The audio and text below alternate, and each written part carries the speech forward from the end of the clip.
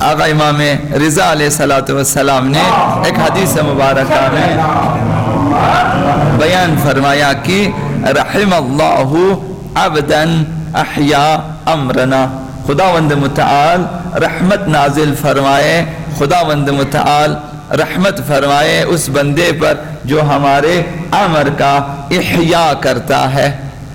امر اہل بیت، اہداف اہل بیت، دین اہل بیت، نظام ولایت، اسی کو امر اہل بیت کہتے ہیں۔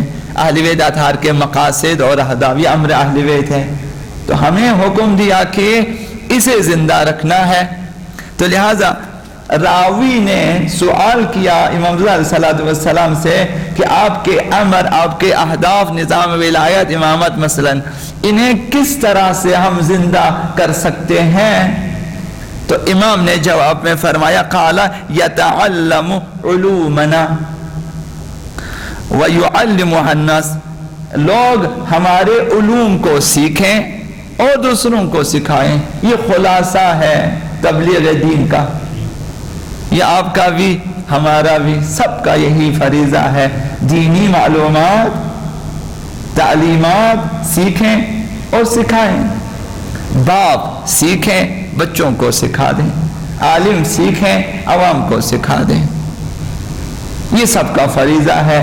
یہ جو غدیر خم میں پیغمبر اسلام نے جو ذمہ داری لگا دی تھی سب کی کہ فَلْيُبَلِّغُ الشَّاهِدَ الْغَائِبَ، ہر حاضر شخص غائبین تک پہنچا دیں، یہی ہے وہ جو پیغمبر اسلام نے ذمہ داری لگا دی تھی۔ وَالْوَالِدُ الْوَلَدْ إِلَى يَوْمِ الْقِيَامَةِ، قیامت تک ہر باپ اپنے بچے کو سکھائے گا، یہی نظام ولایت ہے، یہی احیاء دین، یہی امر اہل بیت ہے۔ بھئی ہمارا نظام یہ ہے جسے نظام ولایت کہتے ہیں، جسے نظام امامت کہتے ہیں، جس میں 3 قسم کے اولیاء ہیں، تا قیامت یہی نظام رہے گا۔ اولاً خداوند متعال، ولی مطلق، ولی حقیقی، سرپرست حقیقی، حاکم اعلی خداوند متعال، پھر خدا کی اجازت سے پیغمبر اسلام، اور اس کے بعد اہل بیت اطہار الی یوم القیامہ، یہ نظام ہے۔ تو لہٰذا اسی کو زندہ رکھنا ہے۔ اس لیے آقا امام رضا علیہ السلام نے فرمایا کہ خداوند اس پہ رحمت فرمائے گا جو اسی سلسلے کو زندہ رکھے، یہ ہمارا وظیفہ ہے۔ تو امام نے فرمایا فَإِنَّ النَّاسَ لَوْ عَلِمُوا مَحَاسِنَ كَلَامِنَا، تم ہماری باتوں کو سیکھو، دوسروں کو سکھا دو۔ جب لوگوں کو پتہ چلے گا کہ ہمارے کلام میں، ہماری باتوں میں، ہماری روایات میں، ہماری احادیث میں کیا کیا خوبیاں ہیں، لَاتَّبَعُونَا، لوگ خود بخود ہماری پیروی کریں گے۔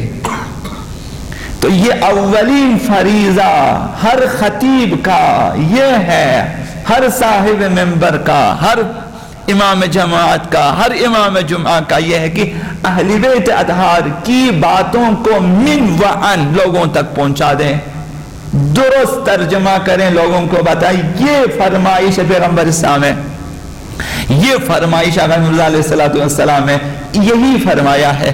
بیچ میں اپنی باتیں کم استعمال کریں تاکہ لوگوں کے ذہن میں جو ہیں وہ ممزوج نہ ہو جائیں کہ بھئی امام کا کلام کون سا ہے اور اس عالم کا اپنا کلام کون سا ہے۔ تو یہ امام نے فرمایا۔ تو امر اہل بیت کا جو محور ہے وہ نظام ولایت ہے، نظام ولایت۔ اللہ ولی الذین آمنوا، خداوند متعال ولی ہے سب کا۔ انما ولیکم اللہ، تمہارا ولی یعنی حاکم، سرپرست، صاحب اختیار خدا ہے۔ وہ رسول ہو، اس کے بعد اللہ کے رسول ہیں۔ پھر آگے ائمہ اطہار، آقا امیر المؤمنین، والذین، وہ لوگ جو ایمان رکھتے ہیں، رکوع میں زکوٰۃ دیتے ہیں وغیرہ، یہ آقا امیر المؤمنین، اس کے بعد ائمہ اطہار، یہی نظام ہے۔ تو اس نظام کے تحت، یعنی کائنات میں ایک ہی نظام ہے خداوند متعال کی طرف سے، وہ یہی نظام ہے، نظام دین مبین اسلام، جس کے سربراہ خدا، رسول اور اہل بیت ہیں، یہی نظام ہے۔ اسی نظام کے تحت کسی کو بھی اختیار حاصل نہیں ہے، صرف انہی 3 اولیاء کو وہ اختیار حاصل ہے، اللہ، رسول اور اہل بیت اطہار، انہیں اختیار حاصل ہے۔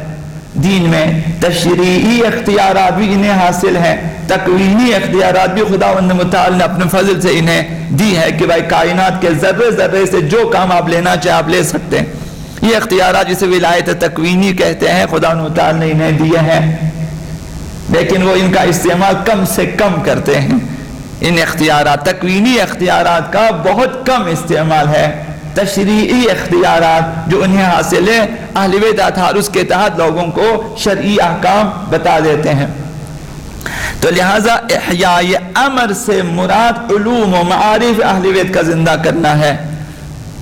آپ کا کام، میرا کام، ہم سب کا کام یہی ہے۔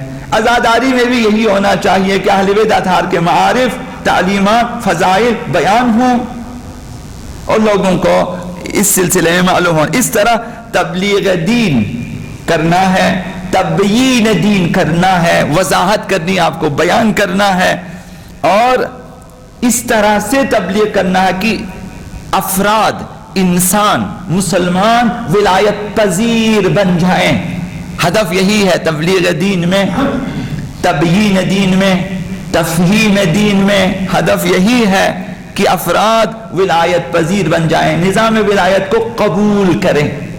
بھئی ہم اس نظام کے تحت جینا چاہتے ہیں، اسی نظام کے تحت جینے پر انسان کی سعادت دنیاوی و اخروی کی تضمین ہوتی ہے۔